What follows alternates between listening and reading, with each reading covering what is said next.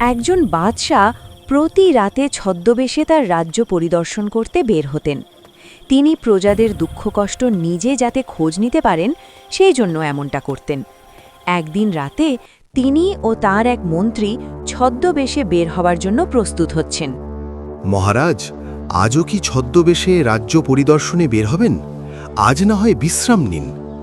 না মন্ত্রী, বিশ্রামের দরকার নাই। প্রজাদের সুখ দুঃখ নিজের চোখে না দেখলে শাসন অর্থহীন। চলো বের হই। যা হুকুম মহারাজ। এরপর তারা দুজনে বের হলেন।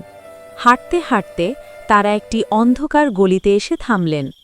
হঠাৎ তাদের দৃষ্টি একটি গরিব ঘরের দিকে পড়ল, যেখানে শিশুর কান্না শোনা যাচ্ছে। পাশে মা বসে খালি পাতিলে চামচ নাড়ছে। মা, আমার খুব ক্ষুধা লেগেছে, এখনো ভাত হলো না? হ্যাঁ বাবা, একটু পরেই রান্না শেষ হবে, আর একটু ধৈর্য ধরো। রাজা ও মন্ত্রী লুকিয়ে সব দেখছেন। মহারাজ, পাতিলে তো কিছুই নেই। হায়, এই রাজ্যে এমন কষ্ট!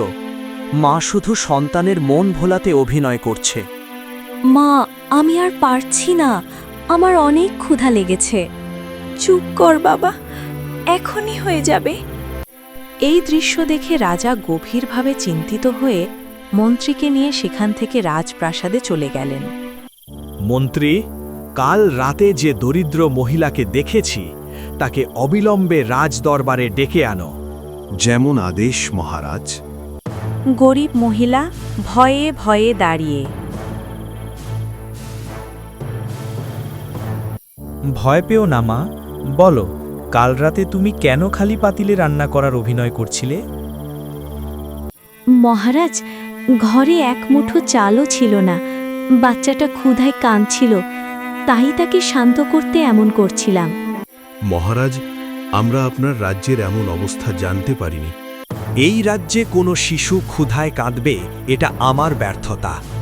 মন্ত্রী, এখনই এই পরিবারকে খাবার, কাপড় ও থাকার ব্যবস্থা করে দাও। জি মহারাজ।